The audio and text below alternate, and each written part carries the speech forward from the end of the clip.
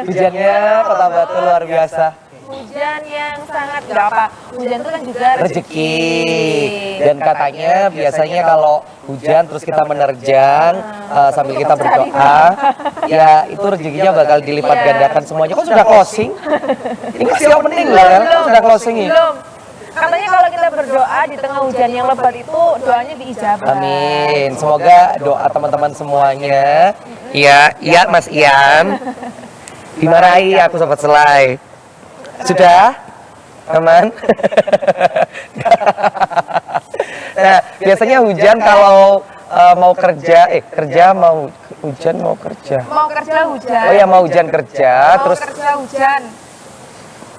Biasanya kalau mau kerja hujan terus diterjang itu rezekinya semakin melimpah. Amin. Gitu kan. Nah, kali ini kita mendatangkan bintang tamu luar biasa. Ini seniman-seniman yang pastinya akan bercerita karena memang sekarang era digital semuanya ya Ci ya. Dan pastinya juga semua lini lah ya. Semua orang itu pasti mulai berpikir dan mencari jalan agar karyanya itu tetap dikenal. Betul. Jadi nggak hanya konvensional, gitu ya. Jadi nggak hanya konvensional, tapi harus merambah ke era digital. Betul Gitu. sekali. Dan kita sudah mendatangkan ini apa ya kalau bilang ya? Seniman. Ada Mas Ardi Prain, betul? Mas Ardi, halo Mas Ardi. Panggilannya Mas Ardi ya. Ardi boleh, Prain boleh. Oke.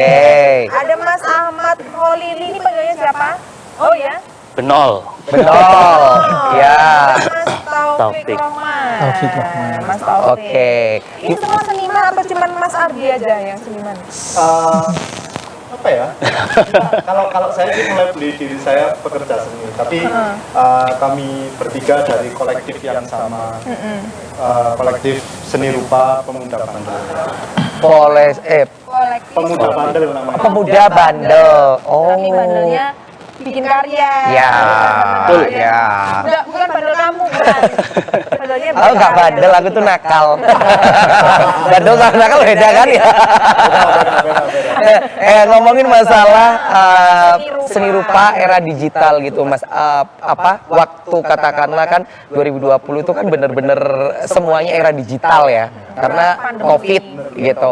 Itu adaptasinya awal seperti apa kalau dari seni rupa atau mungkin berbau seniman? Seni rupanya harus konvensional kan? wujud, Iya. harus kayak datang langsung. Nah ini untuk menyiasati biar dia juga bisa masuk ke digital gitu gimana sih? Nah ini kebetulan banget sih ada topik di situ gitu, karena awal-awal kami di Pemuda Bandel itu terbentuk, teman-teman bersepakat untuk bareng-bareng ngangkat pergerakan seni rupa di Pemuda Bandel dengan nama Pemuda Bandel. Itu lahirnya waktu Pandemi. pasca pandemi, bahkan pandemi mungkin kami mulai ketemu 2020 terus 2019. Oh iya, 2019. Iya, 2019, oke. 2019 kami ketemu, terus 2020 kami udah pakai nama Pemuda Bandel, dan event pertama mana ya? Event pertama di Tembok Langit. Tembok Langit. Enggak, yang digital. Oh, yang digital. Iya, kita Iya, pameran bikin digital. Pameran digital. Oh. Jadi kita submission untuk charity, dan itu waduh kebetulan yang ikut dari mana-mana sih. Ya ada Inggris, Oke. Aceh, Bandung, banyak. Medan. Berarti itu awalnya terbentuknya si Pemuda Bandel ini tadi? Atau Itu event Event pertama. Oke. Apa yang mendasari teman-teman semuanya bikin satu komunitas namanya Pemuda Bandel itu tadi? Nah, sebenarnya gini, waktu 2019 itu waktu pandemi, kita kan kebetulan sering ngumpul di Galeri Raos. Nah, dulunya juga ya masih anggota Pondok Seni gitu, Pondok Seni Batu. Terus kemudian 2019 itu waktu Sumpah Pemuda itu kita di challenge sama senior-senior nih, ayo bisa nggak ngumpulin anak sejumlah 28, kemudian bikin pameran bersama kayak gitu. Daya penuh oleh investor lah. Oke, saat itu. Saat itu. Berarti awal terbentuknya itu Betul. momennya. Karena ada event Event tadi pameran ya. tadi. Yang di challenge sama si senior. Oke, luar biasa. Nah, terus kan pandemi tuh Mas. Ya, apa hal yang dilakukan saat itu selain kayak pameran Kayak kan digital? baru pameran terus udah Iya. banyak-banyaknya pandemi, udah nggak boleh ngapa-ngapain kan. Malah kami memulai pameran itu ya waktu pandemi, bukan sebelum. Oke. Iya, waktu pandemi. Oke. Jadi, kami nggak kaget di situ sih. Jadi udah punya strategi bahwasannya ya kita akal-akalan lah. Caranya tetap bikin event, terus pergerakan seni ini tetap ada. Akhirnya yaitu kita bikin pameran digital yang waktu itu kita masukin ke dalam suatu platform yang bisa bikin ruang pamer digital. Dan itu di ini akhirnya kami print fisik dan itu dicertikan. Oke. Nah, saat itu ya Mas ya, karena memang pergerakan bagaimanapun juga saat COVID kan bener-bener nggak bisa kemana-mana, nggak bisa ngapa-ngapain gitu ya. Tapi teman-teman seniman masih bisa berkarya. Iya, iya. Nah, plus minusnya nih Mas, ngomongin masalah era digital gitu. Apa yang dialami sama teman-teman semuanya? Mungkin minusnya dulu kali ya. Khususnya untuk pekerja seni gitu ya. Kalau era digital, maksudnya main digital, Mas Benol nih yang lebih ekspert. Boleh Mas Benol. Karena dia pelaku. Iya, apa plus minusnya Mas? Minusnya sih mungkin keterbatasan waktu itu ya. Kita nggak bisa menikmati karya secara langsung, nggak bisa melihat visi karyanya, merasakan apresiasi secara langsung, nggak bisa lah. Terus waktu itu kita memutar otak gimana ya kalau pameran ini bisa dinikmati sama semua orang. Nah di situ kita coba mainin medsos waktu itu, bikin pameran tapi kita live di Instagram. Gitu. Jadi semua yang berhalangan hadir ke situ, yang misalkan yang social distancing itu bisa menikmati karya secara. Oke, luar biasa. Tapi emang kayak kalau menikmati karya seni, kalau kita nggak kayak lihat langsung tuh kayak kurang. Afdol gitu sebenarnya. Cuman ternyata walaupun dari digital pun juga masih tetap bisa dinikmati dan juga diperjualbelikan ya, gitu betul. ya, tetap bisa. Tapi Mas bertiga ini untuk semuanya seni rupa lukis kah atau yang bikin patung atau apa semuanya Kalau di sini? Mas Adi bikin apa? Kalau saya sih akhir-akhir ini concern itu di manajemen keseni rupaan untuk bikin event kayak gitu, pameran, terus bikin kegiatan seni rupa, lebih senang di situ. Organizer gitu ya. Berarti ke eventnya ya Mas ya. Tapi suka melukis atau mungkin membuat patung gitu. Passionnya di apa? Kalau saya passionnya di lukis. Oke. Kalau Mas Taufik. Aku macam-macam sih Mbak. Bikin batik kadang. Bikin karya instalasi gitu. Instalasi itu kayak apa ya? Kayak Mas? Patung. Kayak patung tapi yang di konsep di suatu tempat ya. Yang kayak mungkin kayak di alun-alun ya, atau kayak gimana gitu. gitu, di hotel-hotel gitu. Berarti ada ya. lebih ke seni rupanya ya. Kalau Mas Tadi katanya punya batik itu punya kayak usaha sendiri gitu nggak sih? enggak, jadi kayak sendiri. cuman batiknya jadi karya gitu aja.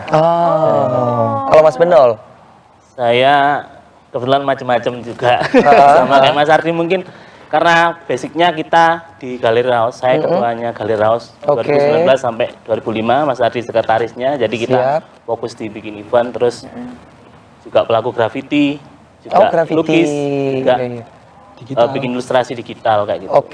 Ngomongin masalah lukis dulu nih ya, seni lukis itu kan abstrak juga bisa dikategorikan sebagai karya, atau non abstrak juga bisa gitu. Nah kalau Mas Benol sama Mas Arif ya betul? Mas Ardi itu lebih suka lukisan, kalau menurut Anda taste-nya lebih suka yang ke abstrak atau yang enggak? Saya suka yang nakal. Ya. Jadi modelnya Mas Ardi. Aku kayak model yang itu loh di Titanic. Tapi saran saya kalau melukis dia bawa kantong kresek. Kenapa? Kalau mau muntah. Kali aja. Nah, nanti akan kita bahas lagi, lanjut lagi sama ketiga bintang tamu kita ya Sobat Selai. Kita break sejenak karena aku penasaran, karena kan aku habis menonton satu film ya tentang lukis-lukisan, nanti akan kita bahas di situ. Pandangan mereka semuanya sebagai seniman seperti apa sih gitu. Apakah karya film seperti itu memang layak tampil, tapi ramai banget itu pro kontranya, pro and cons-nya. Nah, nanti akan kita bahas ya Sobat Selai, jangan kemana-mana, tetap di Selai Show.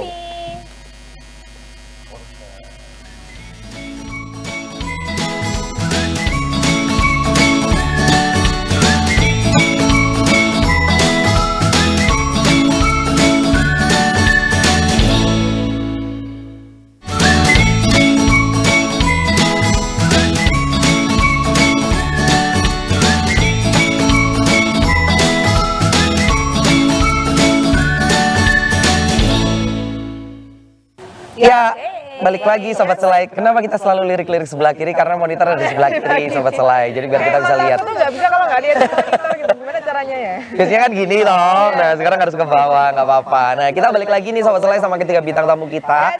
Masih dengan mas-mas seniman ya. Mas-mas seniman dan orang yang tidak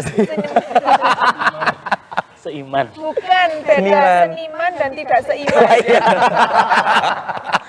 Nah, aku mau tanya masalah film sih Mas sebenarnya ini ya. Tapi filmnya ini memang Kan juga karya seni. Tapi ini filmnya ceritanya memang tentang pelukis gitu. Jadi pernah lihat filmnya ini nggak? Judulnya Mencuri Raden Saleh nggak? Oh, ya, Lukisan Raden Saleh. Nah, Mencuri Raden Saleh itu kan di film itu kan digambarkan apa? Membuat lukisan yang sama tapi palsu.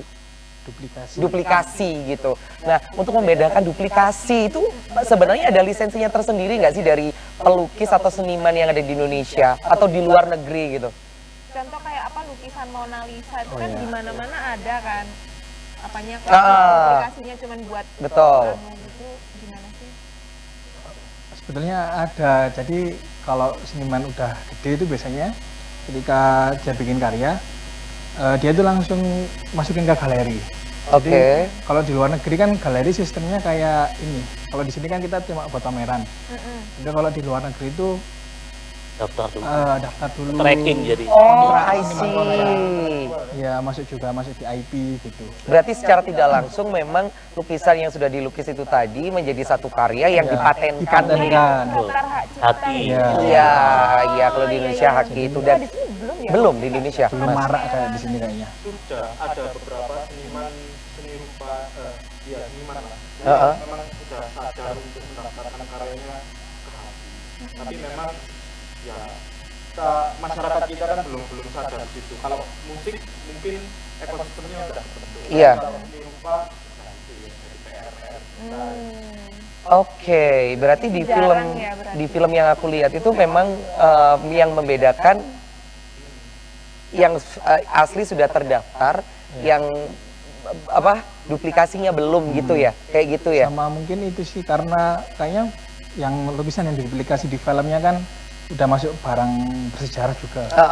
Jadi yang apa bikin dia semakin tinggi value-nya juga itu.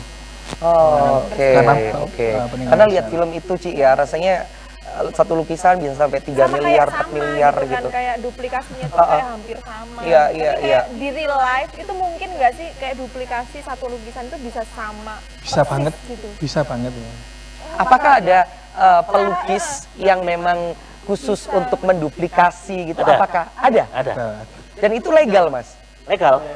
Artisan itu legal. Jadi seorang seniman-seniman besar ini pasti punya yang namanya artisan. Jadi dia nggak ngelukis sendiri, cuma tanda tangan aja kayak gitu. Oh Bisa. gitu. Bikin karyanya artisan, terus karyanya selesai, tinggal tanda tangan, itu jatahnya seniman. Hak miliknya si yang tanda tangan itu Iya. tadi. Konsepnya ya tetap dari senimannya. Oh, berarti Kayak joki ya. Ya, betul. Tapi Kayak joki ya. tapi ini finishingnya tetap di si pelukisnya itu. Iya, iya betul. Karena kan setiap orang kan punya ini apa ciri khas toh Ci. Ya, jangan sampai ciri khas itu dibaca sama orang, ini kayaknya bukan karyanya Putu nih, Putu Octavia bukan nih gitu kan. Oke, nah ngomongin masalah era digital lagi nih Mas. Dari pemuda bandel. Nah, apa gebrakan yang akan dilakukan mungkin di bulan-bulan ini atau bulan depan? Apakah ada event-event yang ingin dikasih tahu sama masyarakat agar tahu nih, dan pemuda-pemudi kita itu mulai sadar diri bahwasanya karya seni itu bisa dinikmati di Kota Batu, Dan khususnya juga di perlu tempat-tempat ini gitu. Apalagi juga karya-karya seni yang ada di Iya. Kota Batu khususnya gitu.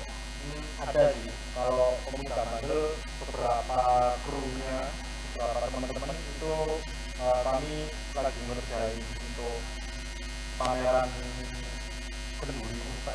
Kenduri rupa. Kenduri rupa di insya Allah dihelat 21 April Oke, di depan di Geraha Pancasila itu akan memamerkan seni rupa apapun atau lukisan atau apa? Seni rupa apapun dari seluruh Kota Batu. Jadi Oke. kalau kita kan biasanya pemuda bandel, kenalnya orang-orang pemuda bandel, terus ada pondok seni, ada macam-macam komunitas, itu kita lebur jadi satu di Kenduri Rupa itu. Oke. Kita mengatasnamakan Batu Art Collective. Batu Art Collective. Art Collective. Ya, sudah ganti. Gimana sih, Mas? Sudah ganti. Itu ya, itu nggak sih juga ada yang kaos lukis juga itu bukan? Termasuk nggak sih itu? Oh, itu anggota pondok seni itu. Iya, anggota juga ya. Tapi nanti di tanggal 21 April itu akan ada di situ juga, Mas. Semuanya. Semuanya.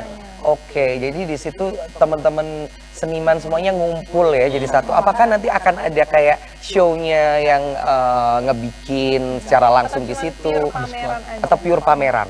Kita fokusnya di pameran sih. Fokusnya pameran. Oke. nanti kalau ada workshop dan mungkin performance art itu yang muncul. Ini Aryo aja.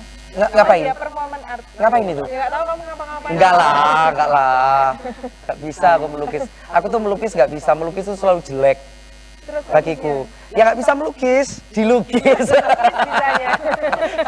Melukis gak bisa. Tapi itu nggak sih Mas, apa kayak minat untuk kesenian di Kota Batu khususnya kayak seni rupa gitu sebenarnya gimana sih kalau di Batu sendiri selama membuat pameran. event pameran gitu? Akhir-akhir ini karena mungkin lebih teman-teman itu ada semangat untuk pengarsipan ya, jadi lebih terbaca, tercatat, lebih ini ya, lebih banyak minatnya, penikmatnya, dan animonya masyarakat, terutama yang teman-teman muda, baik itu rata-rata sih mahasiswa sama SMA, itu 3 tahun ini lah bisa dikatakan naik. Bahkan kami sempat pameran itu sebulan atau 2 minggu, sebulan itu kami catat ada 4.000 pengunjung. Lumayan ya. Iya. Tapi ada nggak sih kayak event tahunan kayak di Jogja atau di Surabaya, apa kayak Art Jog kayak gitu-gitu? Jadi yang memang itu punyanya khasnya dari Batu yang emang orang luar tuh bisa datang, terus kan yang ditampilin juga yang Instagramable juga kayak gitu, jadi mengundang kayak orang untuk datang gitu nggak sih? Ada nggak sih di Batu juga? Dulu pernah, namanya September Art Moon. Oke. Ada pameran di beberapa venue, terus juga seniman-seniman yang tergabung ini mengadakan sebuah open studio, September Open Studio. Jadi siapapun mahasiswa penikmat itu berkunjung ke studio seniman masing-masing. Jadi untuk melihat prosesnya, terus mengapresiasi. Tapi nggak ngumpul jadi satu ya Mas di studionya masing-masing gitu ya. Oh, Tapi iya, diarahkan gitu ya. Ya ada Oke. koordinat mapnya kayak gitu. Iya, itu seru sekali loh ya, karena minat anak muda sekarang juga sangat kurang sekali kan, khusus untuk karya lukis, karya seni Seni rupa. yang sudah mulai luntur gitu loh, nggak naik lagi. Kita harus menaikkan lagi Kan kayak nih. kalau yang di Surabaya atau di Jogja kayak Art Jog seperti itu kan mereka datang mungkin beberapa persen yang memang tahu seni, tapi beberapa persen mereka kayak cuman mau foto-foto untuk ngisi Instagram Instagramnya aja gitu biasanya kan. Oke. Tapi kan kalau pro-nya kan sekalipun tidak suka tapi lihat akhirnya kan tahu ya. Biasanya kan Jalanan Soko Kulino kan akhirnya bisa sampai mencintai. Nah, kita break dulu ya teman-teman. Nanti di segmen kita yang terakhir saya mau tanya menurut teman-teman art itu apa? Yes. Mantap, ini kayak ujian. Oke, jangan kemana-mana ya sobat Selai, semuanya tetap di Selai Show.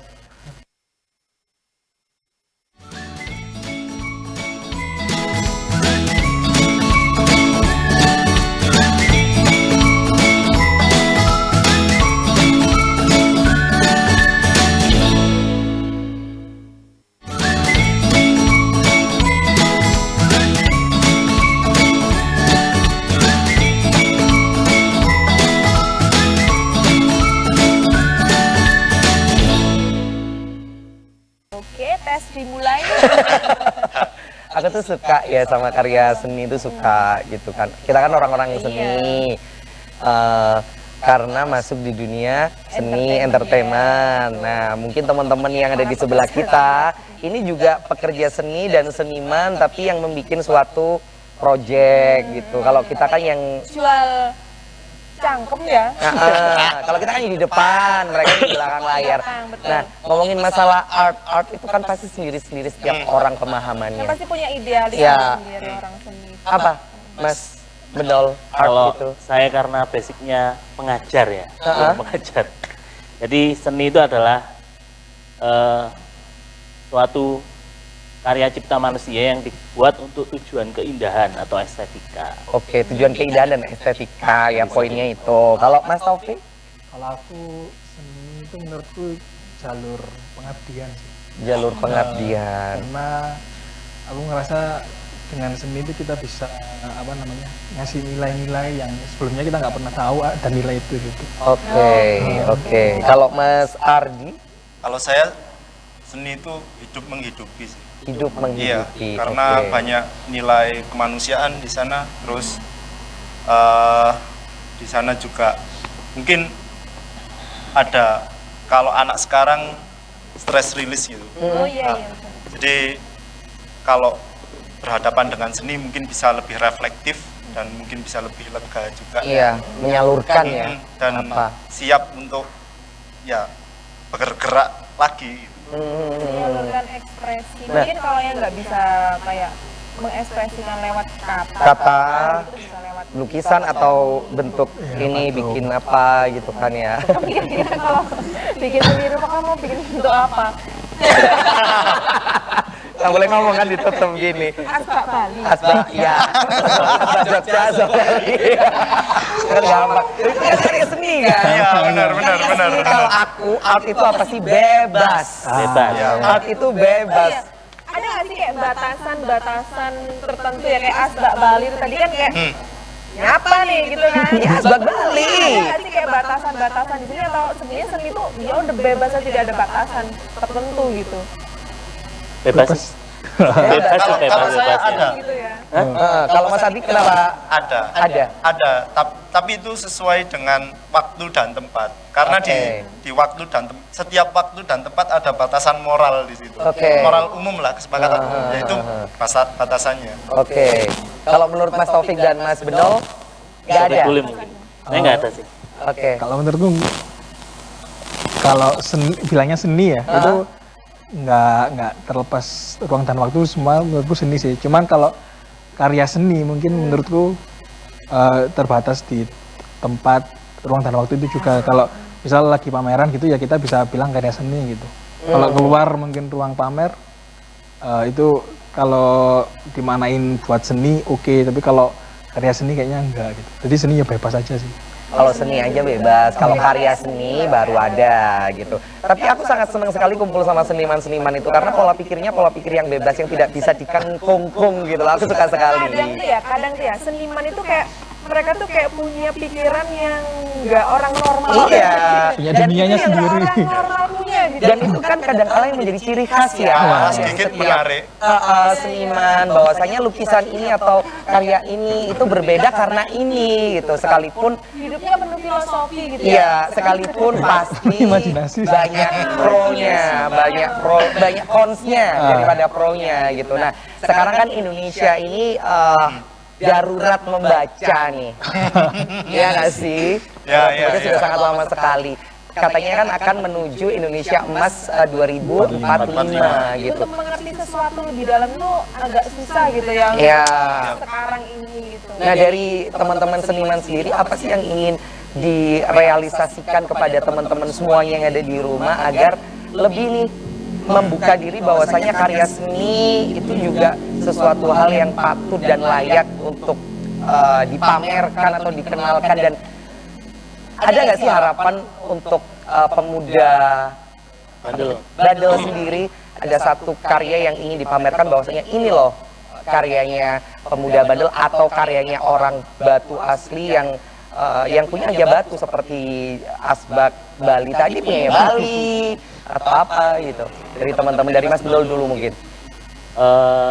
Mungkin kalau menciptakan sebuah ciri khas ya, ciri khas dari kota itu kita lihat dulu senimannya, gimana ekosistemnya dulu. Kalau mereka menutup diri di studionya masing-masing mungkin nggak akan ketemu yang hal seperti itu. Tapi menurutku sih kalau untuk seniman muda khususnya itu all in aja di situ. Jadi kita harus pinter-pinter membranding diri, kita harus pinter-pinter memperluas koneksi, kita harus banyakin belajar dan banyakin referensi. Banyakin intervensi itu keren gitu. Hidup gak akan tenang tapi nyaman ya. Kalau Mas Taufik, kalau aku sih apa ya? Menurutku seni itu nggak hanya jadi kita buat gambar atau buat melakukan apa. Jadi kalau aku sendiri seni itu jadi riset sebetulnya. Jadi kayak karena aku kenal seni jadi aku lebih bisa tahu lebih dalam tentang apapun itu tentang ilmu pengetahuan gitu. Jadi mungkin kalau buat teman-teman sih bisa jadi mungkin jangan pernah berhenti belajar gitu sih kayaknya. Jangan pernah berhenti belajar. Kalau yang bosen belajarnya dari buku itu, belajar lewat seni. Iya, bisa ke seni, bisa main-main ke galeri, ketemu seniman, ngobrol gitu. Kalau Mas Ardi? Aku sih sebenarnya harapan sih, punya harapan kalau ke depan, terutama diawali dari kami lah dan kawan-kawan yang mungkin punya visi yang sama gitu.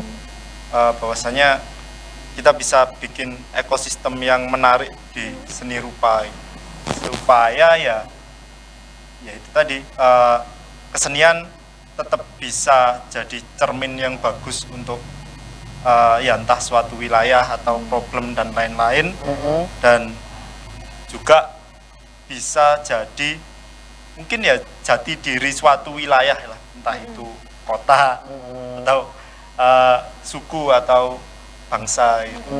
Dan itu di set up sedemikian rapi ya supaya seni rupa kita kayak di luar negeri. Bagus kan ekosistem di sana. Kalau harapanku ya semoga seniman apapun itu nggak ada kata senior junior, semuanya sama. Yuk sama-sama belajar, kita ngelompok bareng. Boleh setiap orang punya idealis masing-masing kan. Tapi waktu kumpul, ayo yuk cari yuk kedepannya seperti apa gitu. Iya, karena kalau ngomongin masalah senior junior nggak akan ada habisnya kan. Selalu ada batasan-batasan. Akan terus ada batasan dan akan terus ada kontranya daripada pro-nya. Padahal untuk membuat ekosistem baik ya harus dari ini semuanya baik kan, senior juniornya baik gitu. Jadi kalau bukan gitu, karena yang aku lihat kesenjangannya adalah senior sama junior gitu kan, kasihan. Memunculkan gagasan baru untuk bersama itu agak susah karena masih ada batasan-batasan tertentu yang itu tadi betul. Dan percaya nggak sih teman-teman semuanya ya, para seniman harus percaya ini. Tapi percaya apa enggak terserah teman-teman semuanya. Nggak ada kata senior, nggak ada kata senior dan nggak ada kata junior. Kalau si senior tidak mau belajar, si junior tidak mau menggapai sesuatu hal, bener nggak? Sepakat sih. Kan? Sepakat karena seniornya orang kalau nggak mau belajar ya dia akan ketinggalan kan. Era digital sayang. Sedangkan era digital yang belajar banyak hal adalah anak-anak muda, para junior. Closing Tapi itu ya, dari teman-teman mungkin ada kan mungkin banyak nih seniman-seniman di Batu yang belum tergapai gitu.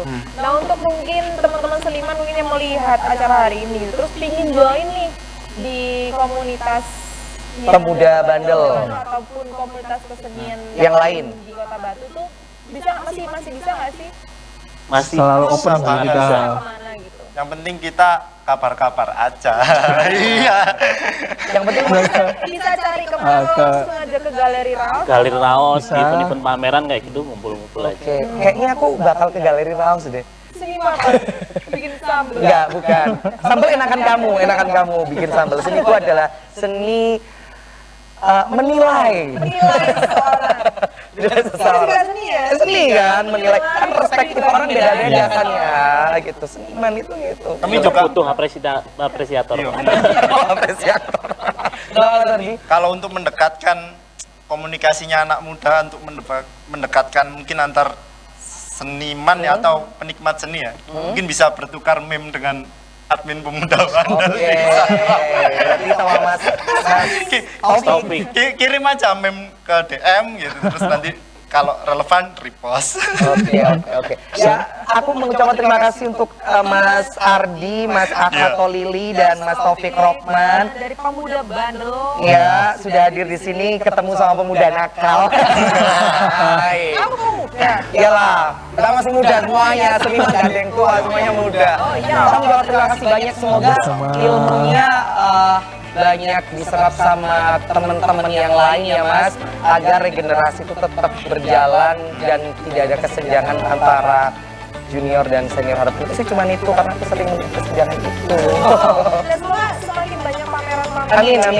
Amin. di Kota Batu. Ya, semoga ini Ci, kan Kota Batu kan kota wisata, bisa berdampingan dengan teman-teman seniman apapun. Ya. Dan suatu saat bisa ada nih pelelangan hasil dari teman-teman semuanya gitu, biar namanya musisi apa seniman apa ya, feedbacknya juga banyak gitu loh, inputnya banyak, feedbacknya banyak, jadi tidak hanya diapresiasi saat ada kejadian.